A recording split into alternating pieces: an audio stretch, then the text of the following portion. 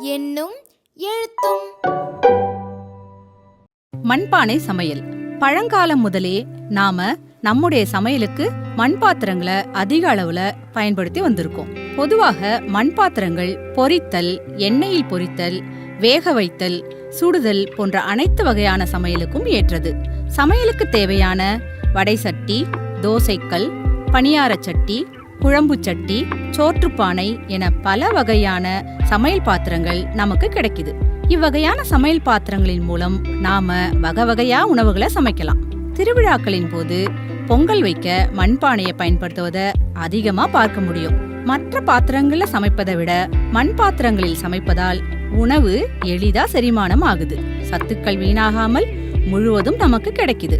மண் பாத்திரங்களில் சமைப்பதற்கு குறைந்த அளவு எண்ணெயே தேவைப்படுது. உணவோட மனம், சுவை மற்றும் தரமும் கூடுது.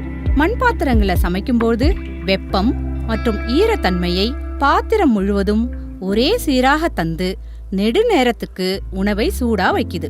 உணவு விரைவில் கெட்டு போகாமல் பாதுகாக்கப்படுது. மண் பாத்திரங்களில் உள்ள காரத்தன்மை உணவில் உள்ள அமிலத்தன்மையை கட்டுப்படுத்துது.